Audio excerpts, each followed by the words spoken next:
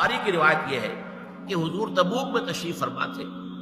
تو کسی صحابی نے کچھ قیامت کے بارے میں سوال کیا تو حضور نے کہا کہ 6 علامتیں جب تک ظاہر نہیں ہو چکے گی قیامت نہیں آئے گی۔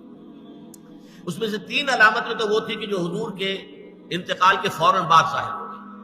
اور 3 ہے یہ آخری زمانے کی علامتیں، وہ میں آپ کو پڑھ کر سنا رہا ہوں۔ اتنا مال ہو جائے گا عرب میں، اتنا ظاہر بات ہے یہ عرب سے مراد کوئی ہے، عرب جزیرہ نما عرب، اس میں آپ کی امارات بھی آ جاتی ہے اور یہ سعودی عرب بھی آ جاتا ہے۔ یہ سارا مال اور دولت کا جس طریقے سے وہاں پر پانی کی طرح پھیل رہا ہے، مال اتنا عام ہو جائے گا کہ یہ حالت ہو جائے گی کہ ایک شخص کو 100 دینار بھی دیے جائیں گے تب بھی وہ ناراض ہوگا، کیا دیا مجھے، کچھ بھی نہیں دیا۔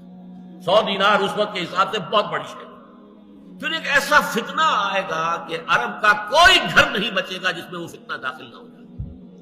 یہ مغربی تہذیب کا فتنہ خود نہ خود۔ اس کے بعد ایک صلح ہوگی تمہاری، جو تمہارے اور یہ زرد روح لوگ جو ہیں، وائٹ پیپل، ان کے درمیان ہوگی، لیکن ایک موقع پر آ کر وہ صلح توڑ دیں گے، بغاوت کریں گے، بے وفائی کریں گے، کہ پھر وہ تم پر حملہ آور ہوں گے 80 جھنڈوں کو اس کے ساتھ لے کر، اور ہر جھنڈے کے نیچے 12,000 کی نفری ہوگی۔